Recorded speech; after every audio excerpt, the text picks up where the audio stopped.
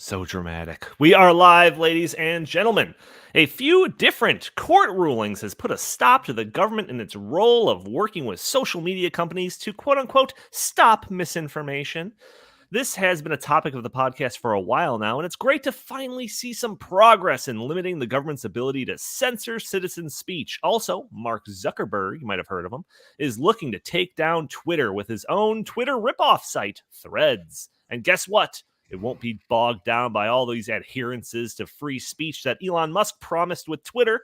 We're going to be talking about all this and more in episode 406 of the In the Tank podcast.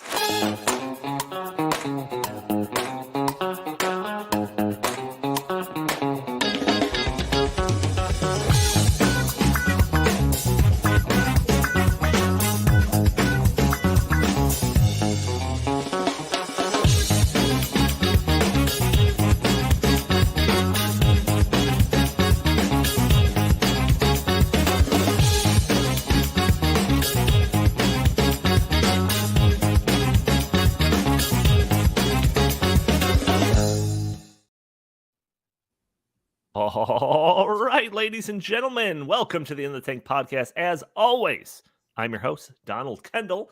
Joining me today, I've got Jim Likely, VP of the Heartland Institute. How are you doing today, good sir?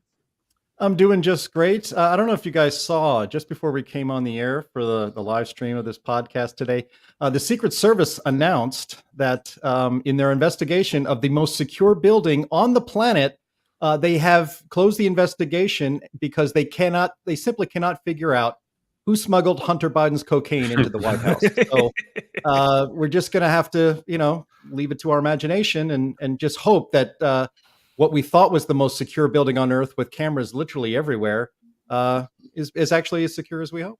Yeah, I'm glad you brought that up. Also joining us, Chris Talgo, editorial director here at the Heartland Institute. I saw that same story, whatever. And I got irrationally mad about it. And I say irrationally because in the grand scheme of things, finding this little tiny bag of whatever with cocaine residue is probably not the most important thing in the world. But how dumb do they think that we are, that we're just going to buy this? And it's also another illustration, if we needed one every day or something like that, of just it doesn't matter what the laws are. It doesn't matter what the rules are. It matters who's enforcing those rules. And it's just this is just a prime example of that. And it just is unbelievable. But Chris, welcome to the show. No, Donnie. So I draw a direct parallel between that and the lab leak. So they told us that the coronavirus did not emanate from a lab, even though the lab was a couple blocks away from the wet market. And now they're telling us that a bag of cocaine, which was found in the West Wing, does not belong to one of the most notorious, cocaine addicts in the history of the country. So yeah, I don't buy it. I read on Twitter, thanks to the great Ace of Spades blog, from which I actually stole that joke, which is very good. Oh, he's been telling it for a week now. Great old Ace of Spades. But he has a clip from on Twitter of a video of Hunter Biden admitting that he once smoked Parmesan cheese because it looked like crack to him. So I don't know. It's just a mystery on how illegal drugs could get into the White House. If only there was somebody easy to blame, like a degenerate drug addict. But I don't know why you would never ask him. You know what really irks me is that Karine Jean-Pierre got on the White House press briefing and said that the Bidens were not there on Friday. when that was just a completely blatant lie, because the Bidens were there until like 6 p.m. and they have videotape with Hunter with a little red backpack getting on to the Marine One helicopter. Wonder what was in that backpack. Right. And look, that entrance is only used by residents and staff, basically. And so it's, I mean, but you're right, Donnie. This is why this irritated you, is why it irritates me too. You know, all joking aside, is that it's just yet another example number 3,412 of the two-tier justice system we have in this country. You know, the federal government and federal law enforcement will go after hammer and tongs against anybody who opposes the regime, who might show up at a rally at the Capitol on a certain date. And if you were just photographed there, I mean, it was like the biggest manhunt ever to find anybody who may have been in the vicinity and then send the FBI after them. You know, I mean, literally grandmothers who were just there and walking around were arrested and had their homes raided and all this kind of stuff. Mm-hmm. Yet what is obvious, what happened, the smuggling of illicit drugs into the White House. If that can happen, something a lot worse can happen to the White House, which belongs to the people, by the way, and the seat of power in the entire West. There's no more important building than the White House. But, you know, we're just supposed to sit here and accept that they just closed the investigation. Gosh, you know, we tried. The cameras just weren't pointing at that particular cubby, and we really can't figure out who brought that in. I mean, it's not just that it's a system. It's that it's an insult to our intelligence. They know they're getting away with it, and they don't care. I don't buy the cubby argument, because I saw the video when they found it, and it was found in the library. The library is located right next to where the president lives. So they keep changing the story. They said it was the cubby. They said it was the entrance near the Situation Room, and that there were construction workers who were working on it, basically pinning the blame on them. Hey, Occam's razor, everybody. Occam's razor. You know, well, I'm sure I speak for the majority of the American people when I say I am so happy that the Biden administration has brought honor and dignity back to the White House, as opposed to what we had for the previous 4 years. Well, see, I mean, that's political norms are now restored, and I just feel so good about it. I think that we should almost count ourselves lucky that the finding from the Secret Service is, oh no, we couldn't find anything, because, like, you know, a more cynical me would suggest a couple of days ago that their findings would actually be like, you know what, it looks like by the collection of dust on this, that this Baggy's been here for about, when was Trump here last? 2.5 years ago, you know? So we just haven't found it until now. It was barren. It was barren. Exactly. Yeah, I guess we're supposed to be grateful that they didn't plant exculpatory evidence, you know, in favor of their own stupid theory that we're supposed to buy. So, whole new meaning to the term White House, huh? Oh, he's looking for the rim shot. There it is. There it is. A little slow. I got to keep that button up. So a couple house cleaning items. Jim, I forgot to upload that document to show the PDF of the benefit dinner that is coming up. What day is that? Is that September 8th? It's September 8th, 2023. Shameless plug portion of the podcast. Our keynote speaker is the great John Stossel. One of the great journalists in American history, if you ask me, because he was pretty much, really for more than 20 years, back when he was on ABC, John Stossel was on 2020. He was pretty much the only mainstream journalist to do any stories that were skeptical of government power and, you know, from a libertarian freedom perspective. And he did it, you know, it's almost like he was hiding behind enemy lines when he was on ABC. And then, of course, he moved to Fox, and now he's an independent journalist putting out terrific videos that you should definitely check out on YouTube. That's John Stossel. But yeah, he's going to be our featured speaker September 8th, 2023 at the Marriott O'Hare Chicago Hotel. If you are in the Chicagoland area, we really would love to see you there. You can get early bird rates on those tickets through August 1st, so you should probably act pretty quickly. But we'd love to see a lot of our listeners that are in the local area. Or heck, if you've always wanted to see Chicago, September 8th is a great time. Actually, fall, all kidding aside, fall is a great time of year in Chicago. The weather's always beautiful. It's really a great place to be. So we hope to see you guys there. It's our 39th anniversary benefit dinner, September 8th.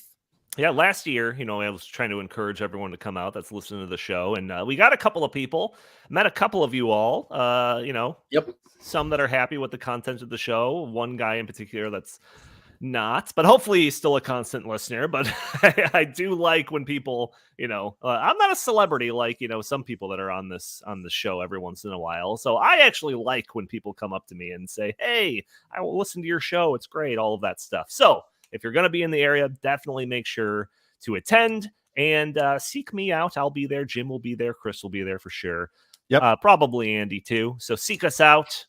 Let us know what you like about the show, all of that stuff. It's always great to hear from our fans. Also, audio. Wait, just one last thing, Donnie. If you're watching this on YouTube, that wonderful graphic that's up on the screen showing, promoting the dinner, the host of this podcast, Donald Kendall, is also the head of graphic design at Heartland. And look how beautiful that is. So yes, very multi-talented, this Donald Kendall. Look how beautiful I am. And the thing that I designed. So audio-only listeners, if you want the show a day earlier, first off, why don't you leave a review for us on iTunes? That'd be greatly appreciated. But you can by watching us live at noon Central Time on Thursdays, where we are live streaming on Facebook and Rumble and YouTube and Twitter. And you can join the conversation, send us your comments and questions in the chat. Maybe we'll show your comment on the screen. Maybe we'll address your questions on the fly. We do have that super chat functionality enabled as well if you want to support the show that way. Or you can help us out without spending a cent, just by spending a couple of seconds by hitting the like button, sharing this content, subscribing if you haven't already, or just leaving a comment under the video. All these things help break through those big tech algorithms that prevent content like this from being shown to more people. So we have a handful of things that we want to get to, but got to start off the show with big breaking news as of Tuesday, I should say. Tuesday, latest Glenn Beck book was released, co-authored by our very own Justin Haskins. I was a contributor to the book. It is titled Dark Future, Uncovering the Great Reset's Terrifying Next Phase. Justin and I are both very proud of this book, as I'm sure Glenn is as well. If you haven't purchased a copy yet, you have to do so soon. The last book ran out of copies within a couple of days, and some people had to wait weeks for them to print and distribute more copies. Now, of course, there was some supply chain issues going on then, which I'm not sure how in effect those things are still now, but it's better to, be proactive about things. The previous book was mostly about ESG and how it could be used to control and manage the economy. We talk about ESG and that topic and the Great Reset all the time on this podcast. So all those that are listening should be fairly familiar with that topic. This book has more to do with the coming fourth industrial revolution. This is comprised of a bunch of different technologies that are here or are on their way that will carry with them some revolutionary capabilities for humanity, but also some potential major disruptions. So I'm talking about self-driving cars, digital currency, automation and robotics, virtual reality, augmented reality, bioengineering, quantum computing, artificial intelligence, you name it. Hey, Donnie, just real quick, you said disruptions. Can I just disrupt? Yeah, I was going to say, can I not only disrupt, but also just make a quick edit there? How about the downfall of humanity? Well, we could throw that in there. Downfall of my train of thought, that's for sure. But the plan of the World Economic Forum and the organizations and governments and corporations that advocate for the Great Reset is to embed ESG type principles into the very foundations of these technologies. And by doing this, the Davos elite types will be able to wield an unbelievable amount of power and control, not just over the economy, not just over society, but over humanity itself. It's an absolute wild ride of a book and is probably the most ambitious book of Glenn's career. So, Chris, you actually had the opportunity to read an early draft of the book months ago. So what are your thoughts? Have you got your copy yet? Has it been delivered? Yes, I got my copy yesterday. Yep. Nice. So, Donnie, this is something that you and I talk a lot about. I'm just very fascinated by this, fourth industrial revolution and, AI and quantum computing and all this stuff. And, I think there's two sides of that coin. Of course, it can be used for good. It can be used for, great, efficiency. But I think it also can be used for some really bad stuff, some really malevolent purposes. And just today, I was watching that Elon Musk said that we are 5 to 6 years away from the Terminator situation, at which point machines will be superior to humans in terms of their ability to process information and think. And, for tens and maybe, I don't know, actually hundreds of thousands of years, the human species has been the smartest, species on the planet. And for us to create something that is actually infinitely smarter than us, I think is super dangerous. So I think all this stuff needs to be take in with a giant grain of salt. We need to really do this methodically and not just jump into it, with reckless abandon. Yeah, one of the Klaus Schwab types, he's the one that coined this idea of the fourth industrial revolution. I think that was a term like very specifically coined by him. But a previous economic revolution that happened was like the dawn of the digital age, or like the computer age. And obviously that was, bore witness to the internet. And obviously everyone nowadays should know how revolutionary the advent of the internet was, and how everything, like literally everything, is connected to the internet in one way or another. It's you can't overstate the importance of the internet itself. And one of the things that happened when the internet came to be was it was kind of a natural flow of things. It was just a wild west. Everyone did whatever they wanted on the internet, and some things flourished and some things failed out, but it was a very natural evolution of the internet.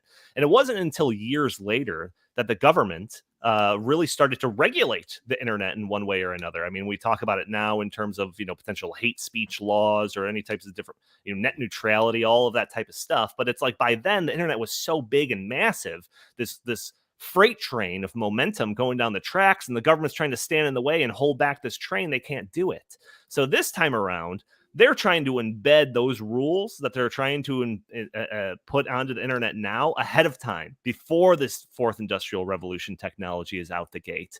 Like if they could take a time machine back in time to when the internet was just starting and start embedding their rules right from the start, of course they would. And could you imagine what the internet would look like then, and the amount of control that these people would have now over the social dialogue and everything, if they were able to have the internet at their disposal, their control? That's what, they've learned from their mistakes. That's what they're trying to do this time. And that is basically what Dark Future is all about. So I don't think that the internet and AI and the things that you're talking about in the book are like on a parallel track. The internet is just like a information superhighway. So it allows us to access websites and to communicate effectively over vast distances in real time.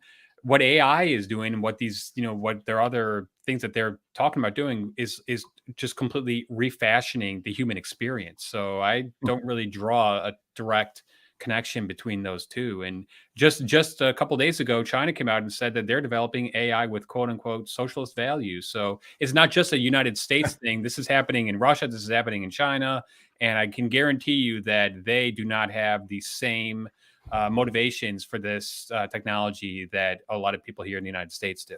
I mean, we have talked about ChatGPT on this program. We've talked about different, we've had Ed Hudgens coming on talking about bioengineering and all types of different tech on this. But this book just kind of goes deep into all of these different things. And some of the stuff that Chris is bringing up is like kind of later chapters, but there are entire chapters just dedicated to automation and the idea of self-driving cars and the potential of putting, hundreds of thousands, millions of people worldwide out of a job because of the wave of automation that's coming through. And then guess who's going to be there to kind of pick up the pieces, if there is some societal and economic disruptions? Oh, your great friends, your central planners over at Davos. Of course, they've got plans for all of that.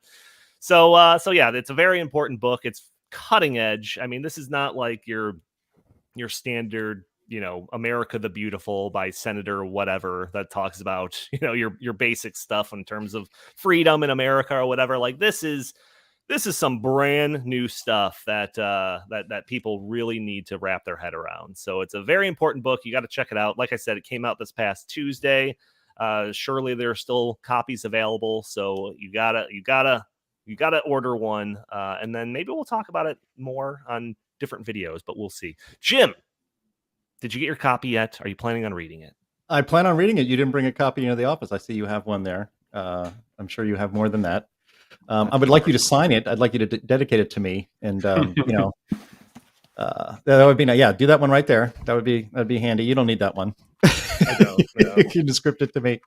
But no, I am very much looking forward to reading it. I'm sure it's going to be a horrifying read. Boom. There's my name right there. Donald Kendall. Yep. In fact, when you inscribe that for me, hit that with highlighter pen so I don't forget that you were a contributor to the book. Perfect. But the idea that China is going to make AI that with with socialist leanings. I think Silicon Valley's already got the patent on that one. So, but once again, it's just another bad Chinese knockoff. That's right. Boom! Set them up, knock them down. All right, great. Well, maybe we should get to our main topics. We're already 20 minutes into this video here. So the main topics is actually comprised of a small collection of stories that that I've got. All these links are in the show notes. One of these stories was brought up briefly last week by Jim, and it is about this federal judge destroys the government's argument in favor of censorship that educates them on the First Amendment. So this is a story that that broke, I think, on July 4th. So it was very... the original decision was on July 4th, and then the... so it's just kind of like there's a poetry there, you know, that this decision comes down on Independence Day. But it says, sometimes justice is poetic. Well, there you go. And this year's July 4th delivered a big win against Biden administration and for free speech. According to the Missouri Attorney General Andrew Bailey, a preliminary injunction has been handed down in Missouri versus Biden, prohibiting the federal government from continuing to coerce and collude with social media companies to censor speech under the various guises of disinformation that have been used. So the agencies involved as defendants in this case include the White House, the CDC, the NIAID, that's what's his face's group, Fauci's group, outfit, yeah, the State Department, and a whole host of other alphabet soup agencies. So in this case, plaintiffs alleged that defendants suppressed conservative-leaning free speech, such as 1, suppressing the Hunter Biden laptop story prior to the 2020 presidential election, 2, suppressing speech about the lab leak theory of COVID-19's origins, 3, suppressing speech about the efficacy of masks and COVID-19 lockdowns, 4, suppressing speech about the efficacy of COVID-19 vaccines, 5, suppressing speech about election integrity in the 2020 presidential elections, 6, suppressing speech about the security of voting by mail, 7, suppressing parody content about defendants, 8, suppressing negative posts about the economy, and 9, suppressing negative posts about President Biden. I think they're just reading off a list of topics that we talk about on this podcast. Yeah, right. So the judge demolished the government's claim that this was harmless, voluntary collaboration with social media companies. When the Twitter files started coming out, I couldn't even tell you how long ago that was. 4 months ago, 6 months ago, 8 months ago. I don't remember. We finally got a good look at the extent of the quote unquote collaboration between Twitter and the government. And they had like weekly meetings with the administration. Officials would routinely flag tweets that they deemed problematic, and Twitter was all happy to do it. They had like the weekly meetings with like the FBI and different officials from intelligence agencies or whatever. So Judge Terry Dougherty condemned the Biden censorship regime as potentially, quote, the most massive attack against free speech in United States history. I mean, come on. That seems like an Andy hyperbolic statement, but you got a federal level judge talking about this, and is alleged to have blatantly ignored the First Amendment's right to free speech. So, Jim, we've covered most of the stories in that list above, like I said. What say you to the claim that they're just voluntarily collaborating with social media companies? They weren't coercing them. What do you think? Well, it's obvious that they were coercing them, and the judge laid it out in his decision. So what happened was the Biden administration appealed the decision and wanted to stay on the injunction, and the injunction being stopping the collusion, if you want to coin a term, the collusion between the government and big tech to censor the free speech of Americans. In the decision, I think you told me, Donnie, that it's 150 pages. I've only read some of the pages that I found on Twitter and other places, and it's actually quite good reading, because the judge has to instruct the government on what the First Amendment means, and the First Amendment protections of it's intended to protect us, individual citizens, to say whatever they like, and the decision actually outlines what we've been saying and people on the right have been saying for years. It's that it's not just that they are censoring people. There's all the censorship goes in exactly one direction. It's everything. Anybody says anything critical of the federal government, of the regime, if you will, of the Biden administration, of Fauci, of any of the policies that they implemented, from COVID to education policies to basically anything. That if you're critical of the regime, the government is in contact with big tech, telling them explicitly, cancel that Twitter account. It's troublesome. It is spreading mis and disinformation. The definition of mis or disinformation is simply this: speech that opposes what the government is saying. The idea that the government has monopoly power and should have monopoly power over what is true and what is false is so un-American. And the fact that it took this long for a federal judge to stop this from happening is actually quite sad, but it is a great victory for free speech. We will see how long we will be allowed to have free speech on social media and not have, at least at this point, the government is forbidden. And we'll see if they break the law. I am actually confident that the busybody, know-it-all, mediocre bureaucrats who run our society will find a way to get around this and really actually break the law. But as we talked about in the beginning of the podcast today with the cocaine found in the White House, if you're a friend of the regime, the friends and family plan of federal prosecution means you don't have to worry about anything. So that's where I think it won't matter. But we'll see if they actually adhere to the law and how many smacks across the face it's going to take for the federal government to understand that the First Amendment applies to the people, not to the government. And it is long established case law, I think all the way to the Supreme Court, that if a government agent coerces a private actor to suppress the speech of a free American citizen, that is just the same as if the government was doing the censorship itself. That is long established.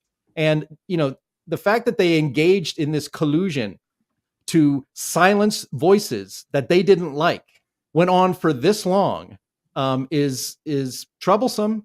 But this is the first significant pushback we've seen against this censorship. So it is a great day for free speech.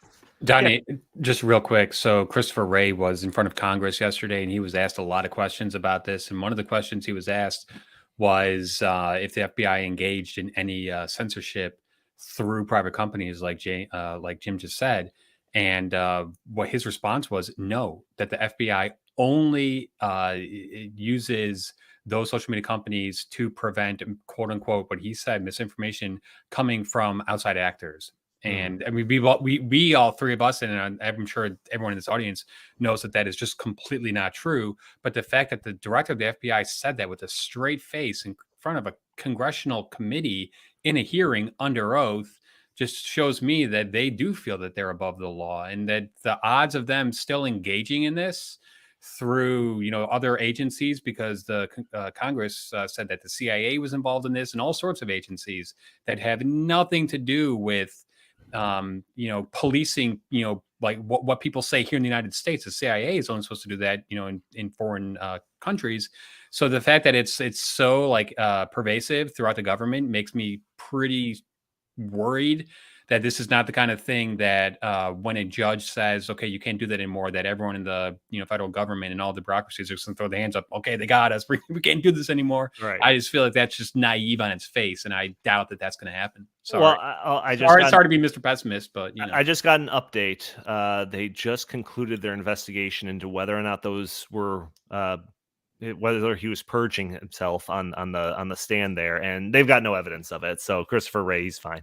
He's fine too. Yeah. Chris, you missed last week. We had this whole big thing. It was all inspired by your pessimism that caused a fan to lose faith in us. That we had this whole intro segment about why we were actually optimistic and all of that. So you missed out, man. I mean, we know that we've turned the heart of the podcast black by all of our cynicism here. Funny. So don't you have a little bit of optimism from the fact that this decision came down? I'm sorry, but I have a duty to our dedicated listeners and viewers to only tell them the truth. And I'm not going to tell them a blatant lie that totally don't believe. We've corrupted them, folks. By saying that a court injunction from a lawyer in Missouri is going to prevent people in the deep state who obviously defy laws on a regular basis from doing whatever they can do to, attain more power and hold on to the power that they already have. I think that that's just a naive, unrealistic view of things. And I think that really what this shows is that we need to come in, we need to literally drain the swamp once and for all. We need to really get rid of people like Christopher Wray, who are not doing what they're supposed to be doing as head of the FBI. Christopher Wray was supposed to replace Jim Comey. He was supposed to clean that place up. And I watched this very closely, and it's gotten so much worse under Christopher Wray. So, there needs to be just a major house cleaning. And these federal agencies like the FBI have just gone so above and beyond what they're supposed to be doing. We've documented it time and time again, how they're going after parents at school board meetings. Just they are not doing what they're supposed to be doing in terms of, preventing, the, people from defying federal laws. They are, just arms of the administration. And that's a really scary thing. If you've got, these extremely powerful agencies like the CIA, the FBI, the NSA, and, all the other alphabet soup that are engaging in this blatant collusion, blatant suppression of free speech, and then lying about it to our faces. The FBI just irks me to no end, because in 2019 they had the Hunter Biden laptop, they authenticated it, and then just a couple of weeks before the 2020 election, they go to Facebook and Twitter and all these social media platforms and say, "Hey, by the way, if anything comes out about a Hunter Biden story, just consider misinformation." And then all 51 intelligence agency members signed a letter saying that it was misinformation, but that in and of itself, ironically, was misinformation because they knew better. They were lying. Yeah, well, this first part of the story happened on July 4th. There has been some updates to the story since then. So after the ruling and the injunction, the Biden administration requested a stay of the injunction, preventing the ruling from immediately going into effect. The administration argued that agencies, quote unquote, face irreparable harm with each day the injunction remains in effect. So when I read that, I was like, man, they must be doing a lot of censoring if each day of not censoring deals irreparable harm to all of these agencies. Perhaps the problem is even worse than we even knew of when we've been covering this on this podcast. The judge denied the request, saying that under the preliminary injunction, agencies like the National Institute of Allergy and Infectious Diseases, the Centers of Disease Control and Prevention, the White House, and the State Department are allowed to use big tech lawfully. The only thing the Biden regime is barred from doing is continuing to silence Americans.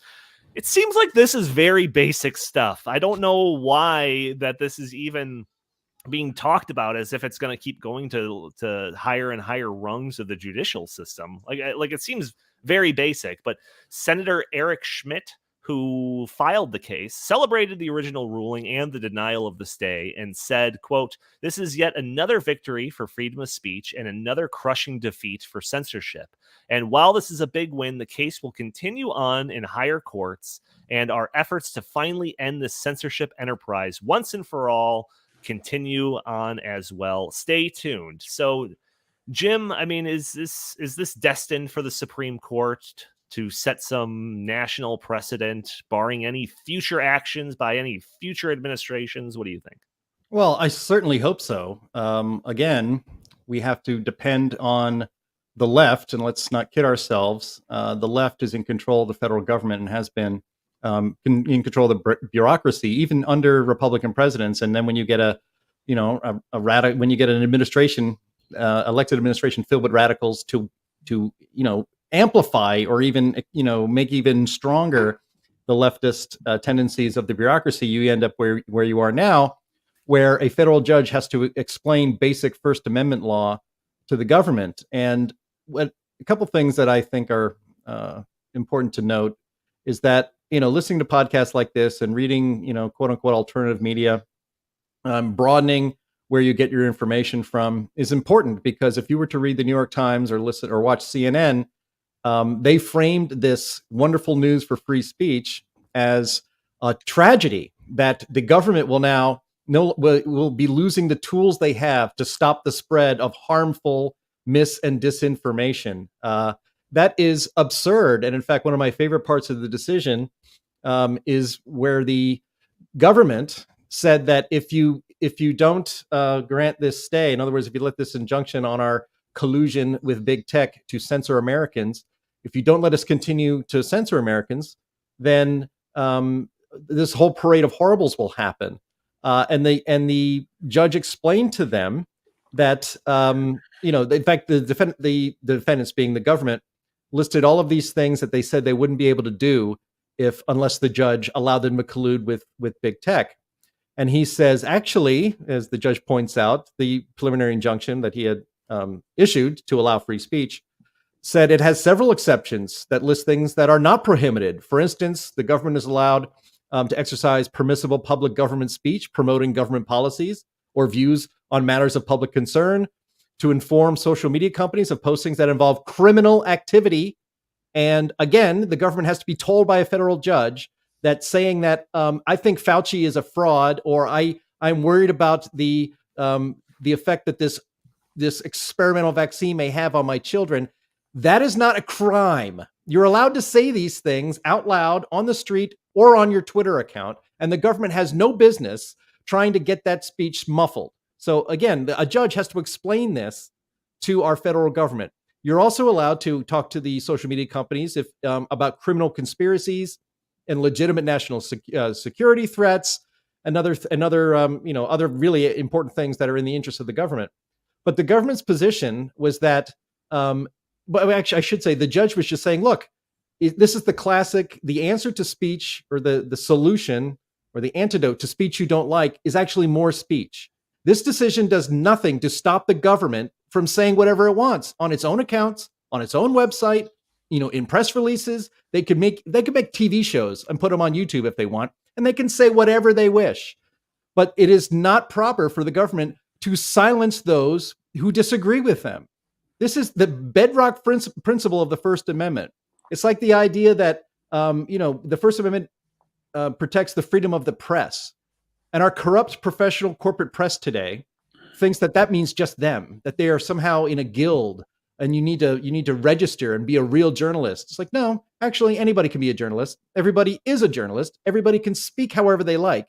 And so those protections for the First Amendment don't just protect certain classes of people. It protects everybody. And the government cannot and will not in the future, if the First Amendment is going to mean anything, be able to collude with private entities in order to suppress the speech of Americans. And it really would be great if this did get to the Supreme Court.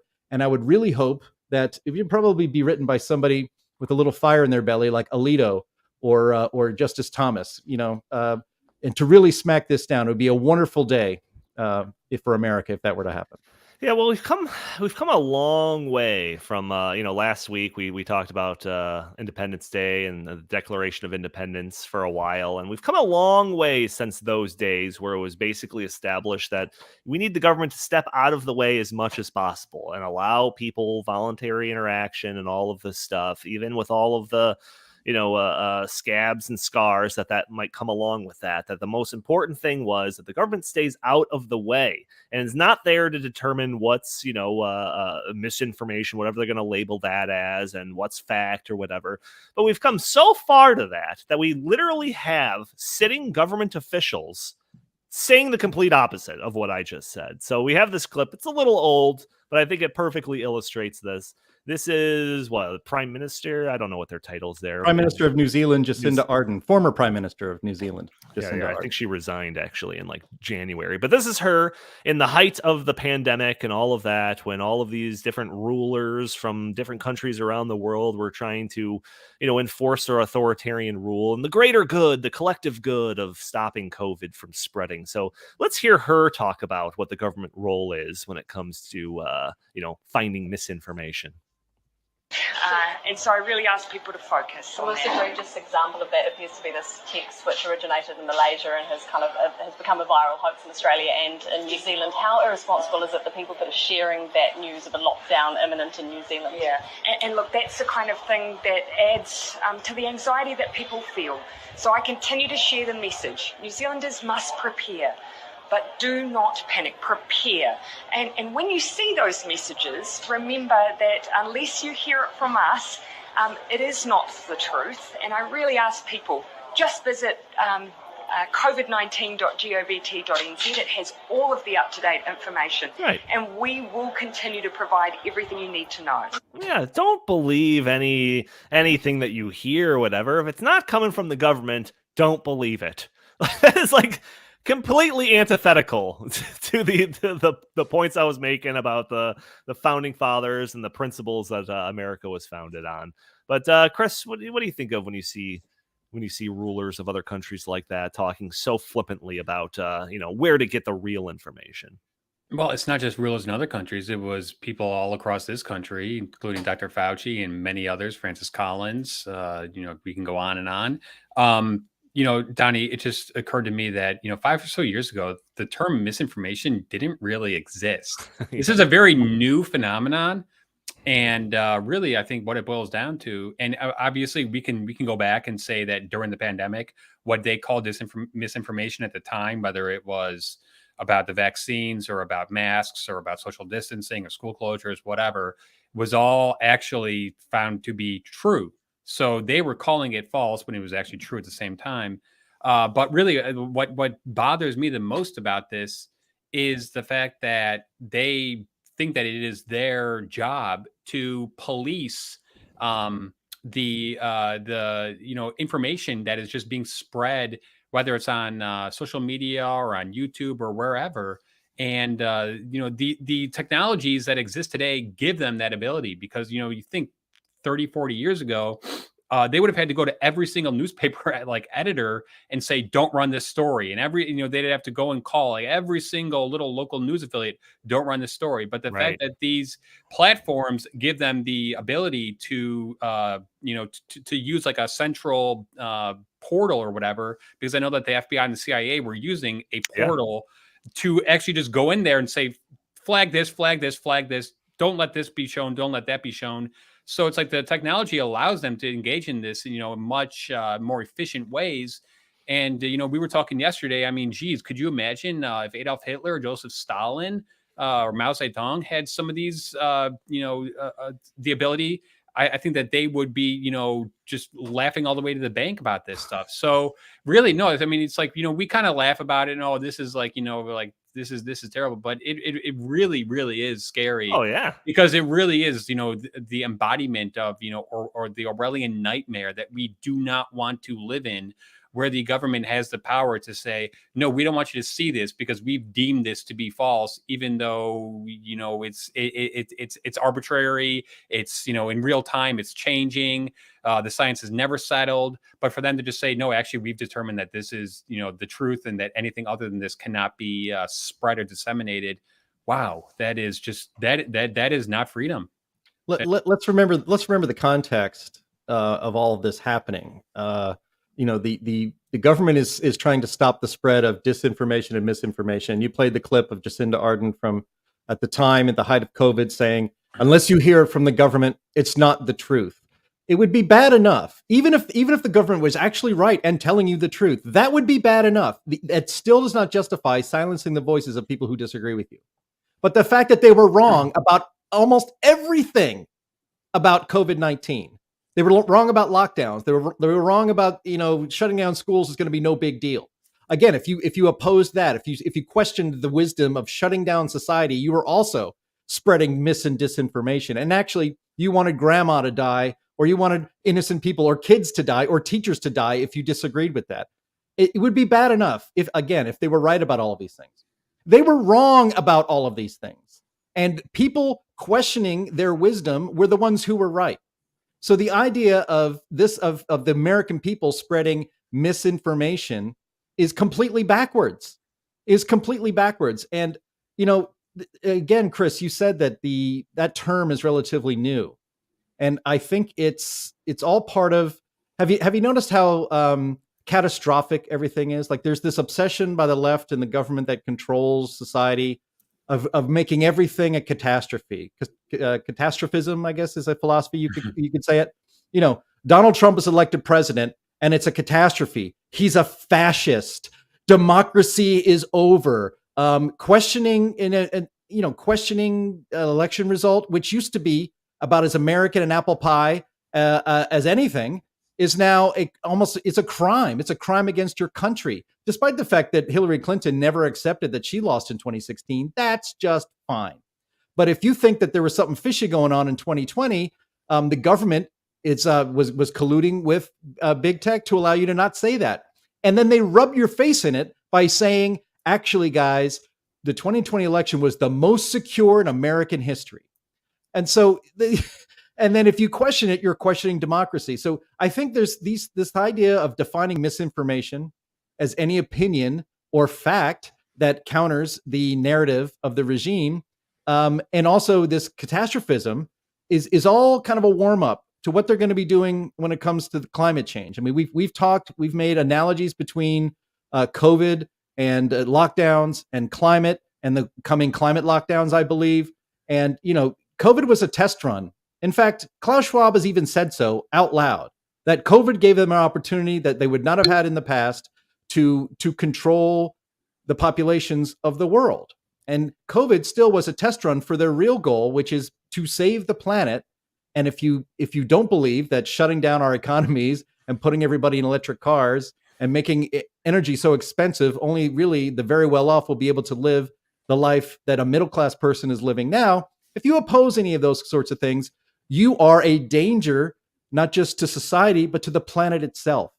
And if you oppose any of these policies by citing science and common sense or history, you are engaging in misinformation and you must be silenced. That's why this decision, I think, is really important, because it's really stopping before it starts what I think they have planned in the future, which is to silence anybody who is not in the climate cult. Well, let me ask you, Jim. I mean, it seems like a great thing and all, but I mean, won't these social media companies just kind of continue to do this stuff just with slightly less coordination, with the government? Or am I just being too cynical? Well, you're not being too cynical. I mean, Twitter won't do it because now it's owned by somebody who actually values free speech. And, remember how people lost their freaking minds before he bought Twitter, but he thought Twitter was an important public square. And he said, yeah, if I was in charge of Twitter, I would allow all legal speech. And people lost their minds. Like, how could you allow that to happen? It's like, actually, you all are crazy. I'm not crazy. We still live in a society where unless you said the only speech that is quote unquote illegal is very narrow, and it's not yelling fire in a crowded theater, but there are exceptions to free speech. You can't necessarily say or promote or publish anything you want, but you can pretty much publish anything you want. And Elon Musk merely saying, if it's legal speech, I will allow it I would allow it on the platform. Yeah. People lost their minds because allowing people to speak is a dangerous thing for a controlling regime like the one we have in power now. Yeah, so one effect of this ruling that we know of was that the State Department has canceled their meetings with Facebook. So they had monthly meetings with Facebook, and apparently all the future ones have been, quote unquote, canceled pending further guidance on the ruling by the federal judge in Louisiana. So looks like they're not doing any official meetings. I don't know if there's any unofficial meetings going on, but hey, that's just speculation. But I also saw this article that was in the Federalist that was titled "The Censorship Empire Strikes Back After Missouri and Biden Free Speech Victory." So the article from the Federalist kind of talks about the response to the ruling from some of those on the left. Lee Littman and Larry Tribe wrote an article for Slate slamming the ruling, writing, quote, "The impetus behind the case is now thoroughly debunked conspiracy theories that the government is somehow strong-arming big tech into censoring conservative speech and speakers in violation of the First Amendment." See, Jim, it's just a debunked. It's not even just a conspiracy theory. It's a debunked conspiracy theory. So I don't know what we're all going on about over here. God, everything's a freaking conspiracy theory. I'm so tired of it. Debunked too. It's debunked. So essentially, their argument, without directly saying it, is this: if social media companies are happy to do it, then they're not being strong armed by the government. Therefore, it's not a violation of the First Amendment. So this appears to me to be the start of the intellectual left in quotes, ceding the ground for a defense as this case moves into higher rungs of the judicial system. So, Chris, what do you think? Is this cut and dry? You think even if this keeps going up and up and up in these layers of court, judicial system, the the results are going to be consistent with this first one, or do you think this is going to be a knockdown, drag out, 5-4 decision at the end of the day? Well, first, Lawrence Tribe is a total political hack. So I don't take any of his legal analysis with any variety. But what I do care about is the fact that we have a ton of evidence, including the Twitter files, including whistleblowers who said that the government came in, whether it be the FBI, the CIA, or the State Department, or NIAID, or whatever, and said, actually, you're gonna take this down. So this was not a voluntary effort by the social media companies to say, hey, we think this content's like dangerous. Hey, government, can you verify that? Like, let's just make sure we're on the same page here. No, this was a one-way street. This was government officials going to social media companies and saying, take this down. So the fact that some of the legal scholars on the left are trying to make that case is just it's a moot point. A government that has regulatory authority over them, by the way, right, and can threaten them. Like the old cliche, "That's a nice business you have there. It'd be a shame if something happened to it." But what would make me happy? I was just about to say something like that. Yeah, go ahead. No, keep going. No, I mean that's the point. I mean, yeah, Lawrence Tribe is a political hack, and it doesn't. In fact, for him to say that if Twitter or Facebook was doing this voluntarily, then it's not a violation of the First Amendment. First of all, they didn't do it voluntarily, but even granting that, the government still can. The point here is that the government is not allowed to be in collusion with these agencies to silence you. Right. If Twitter or Facebook decides all conservative speech is going to be pulled down, they would lose half or more of their users, and the stock price would go into the toilet, and it would be a disaster for Facebook. But the First Amendment would not be violated because they can pretty much do what they like. It's their platform. They should be able to. Well, let's not get into whether it's platform or publisher in Section 230 and all that stuff. Just leave that aside for now. But that would not be an illegal. That would not be a constitutional violation. It becomes a constitutional violation when the government gets involved. And Lawrence Tribe just breezes over that. Again, he's a political hack, and he's trying to fool people into believing that this isn't a big deal. And that the government, should be able to, or these agencies should be able to silence you. It's the thinking of a tyrant. It's the thinking of somebody who does not value free speech, and frankly, it's an un-American thought. Yeah, well, you talked about Twitter. You talked about Elon Musk. We've talked about him in the past and trying to adhere to these free speech principles and all of that. Well, we don't need any of that. Mark Zuckerberg is here to save the day. So he just recently unveiled Threads, which is a complete knockoff of Twitter and all of that. And it's supposed to be a Twitter killer. And I've already seen a whole bunch of virtue signaling leftists on Twitter saying that they're going to take their business to Threads because it's not as much of a cesspool as it is on Twitter or something like that. So reading from a Washington Examiner article, it says, as it turns out, Threads is governed by Instagram's community guidelines, which means users are subject to arbitrary ideological censorship of Mark Zuckerberg's other platforms, including Instagram and including Facebook. Threads has already slapped other conservative figures' accounts with a warning label asking users if they are sure they want to follow somebody who, quote, has repeatedly posted false information. We are definitely focusing on kindness and making this a friendly place, Zuckerberg assured users in a Threads post last week.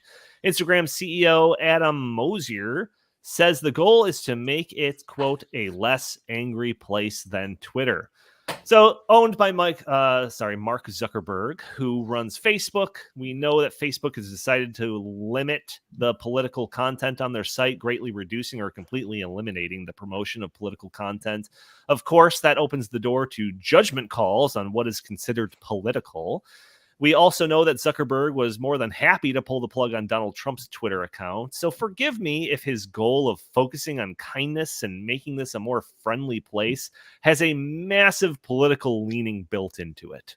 So Chris, you brought this to my attention. I heard of Threads coming down the pipe there, but I didn't really realize that it was just like, oh yeah, built right into the foundation is going to be levels of censorship and making sure that the content is to the likings of the person in charge of it. What do you think about this? Yeah, this kind of came out of left field to me. I didn't even know that this was like happening until it launched. And, I was watching some news channels and they were all the usual MSNBCs and CNNs were, boasting about how 100 million people have signed up for it in a couple of days. That's an all-time record. And this is so great. And how you can automatically transfer your Instagram followers to your Thread followers so that you don't have to start from scratch. And how this is going to be the downfall of Twitter. However, I think that the American people are going to understand once they get on this platform. I'm not, I have anything to do with this stuff. That hey, wait a second, we don't want to engage in a platform in which our speech is constantly being, censored by the powers that be. Because part of the reason why Twitter is such a fun experience, even though I'm not on it, is because there's such an open debate. That's what Americans love. We don't want to live in a country in which only certain things can be said to certain people, because that's just not even a way to have a healthy, vigorous debate. So I think this is actually not good for the country. It just further puts people into their, respective echo chambers. And I think that Twitter is actually a societal good. I'm not saying that I am always for some of the mean things that people say on that, but you know what, that's how you have a debate, and sometimes it hurts people's feelings, and you know what, they just got to grow up and they've got to understand that this is my anti-snowflake tirade. There you go. Yeah, what's funny about Threads is that and Elon Musk has been mocking Mark Zuckerberg about this. I mean, there's even talk like they should get into the octagon and fight it out, in a UFC fight or something like that. And so now they're all working out and showing how buff they are, all that garbage. But I thought, here comes Threads. It's like, okay, if people want to, hang out in a world of censorship as a social media Twitter clone, then let them do it. Let them go over and do it. And in fact, I'm sure a lot of people, like you said, Chris, 100 million people signed up for Threads. I'm sure they were being pushed to do so very hard whenever they logged into Instagram, which is one of the most popular social media programs out there, services out there. But why do I find hilarious, because I will never have a Threads account, is that the Threads is a bear trap. People found, they sign up for Threads, and then they realize, if I want to leave Threads because this isn't for me, I actually don't like all this censorship, and I don't want to be in a walled garden with only ideological friends. I like the give and take of Twitter, and plus Twitter's just more interesting. If you want to delete your Threads account, you nuke your Instagram account from space. It's gone. All of your followers disappear. All of your content disappears. There are people who they're professional Instagram influencers. And so now they're stuck in Threads forever. And I would actually put it past Mark Zuckerberg to maybe even threaten the people who have Threads that, you're being too active or you're not active enough on Threads. Right. Maybe we're going to have to cancel your account. Again, that's a nice little Instagram following and income you have there. Be a shame if something happened to it just because you're not using Threads enough. So I think that's hilarious. I think it's awesome. And all these snowflakes that are over there are now trapped. They're foot in a bear trap and they can't get out. Yeah, well, Johnny, just one other quick element is that Elon Musk is suing over this because he claims that it is actually intellectual property theft because the two platforms are basically identical. So he already filed a lawsuit saying, right. And he tweeted, said competition is good, but like copyright infraction, that's not good. Right. Yeah. And just to kind of wrap this up, like I'm very interested to see where this court case goes. If it keeps going up and eventually gets to the Supreme Court, what kind of ruling, like Jim said, hopefully Alito is the one penciling that. We'll see what happens. But obviously there's a whole bunch of other forces out there. We just talked about Mark Zuckerberg. That's, I'll do this even without the FBI telling me, I'll do plenty of censorship. What are you talking about? Big proponents of Great Reset and all of that surely are in the pocket of censoring speech and everything like that. We've talked about the UN's plan, the Our Common Agenda plan just last week. I think we talked about that. A core part of one of their aspects of the Our Common Agenda is trying to end the infodemic plaguing our world by defending a common empirically backed consensus around facts and knowledge, and all this like code of conduct for interacting on the internet. We've covered on the show people at Davos promising that eventually America will pass hate speech laws, and surely that'll just getting the camel's nose under the tent of free speech, and they'll be able to hopefully put in some more stringent anti-misinformation laws. You know, you've got all of these people that are fighting for this, and it's just this one court case happened. It's just like, oh, a nice little cool breeze on a warm, hellish day. It's just like, yes, we've got something. So let's keep the momentum on there. But Jim, just to circle this back, because I want to pitch the book again. You joked about Instagram or Mark Zuckerberg basically punishing people for not being active enough or too active on threads. Like, that stuff really does happen. I mean, Chris, you and I have briefly talked about the documentary on Netflix, The Social Dilemma, and how social media and basically how their objective, using algorithms and AI and all of that, their goal is to keep you on these platforms as much as possible. So they go through and they, determine what's something that you'll respond to. What's a post that'll make you more engaged? And they'll make sure to put that nice in front and center so that you keep scrolling and keep looking at more and more content to stay on their platform. And I swear, like, I have noticed a couple of things, because we do have an Instagram account for our Stopping Socialism, that, like, if a couple of weeks goes by and I don't make many posts, like, suddenly the users start going up. And I really think that that's some algorithm thing to, like, say, like, hey, your users are going up, maybe you should post more, get more interactive with our thing here. So the algorithms that are in place in these social media companies, the data collection that's in place with these social media companies would blow you away, would absolutely blow you away. And the amount of manipulation that comes along with all of that, again, is just astounding. And that is a thing that is explored very extensively in the new Glenn Beck book, co-authored by Justin Haskins with me as a contributor, called Dark Future: Uncovering the Great Reset's Terrifying Next Phase. You can get it now on Amazon. You're going to say something, Chris? I was going to say, it's funny that you bring that up, because that was also brought up in the congressional committee hearing with Christopher Wray, and they asked him straight up, does the FBI purchase data, information about people's location data? He said no, but they actually then showed a whole bunch of documents saying, or proving, that the FBI actually does indeed engage in this. So that's just like another reason why I'm a little leery of these social media companies, because it's just that centralization of information, and the fact that they can sell it, and the fact that they can, know you almost better than you know yourself. That to me is just a little scary. So I, try to stay away from it as much as I can personally. Yeah, wild stuff. Jim, final words for the podcast before we sign off for the week? The government is lying to you, if not all the time, a lot of the time. And that's why they call the truth misinformation. So they've only made it worse. We have no trust anymore in our institutions. And it's not our fault. It's not a conspiracy theory. It's the government's fault. It's the people that are supposedly temporarily in charge of government that have destroyed their credibility. So, keep the faith, tell the truth, and a big day for free speech.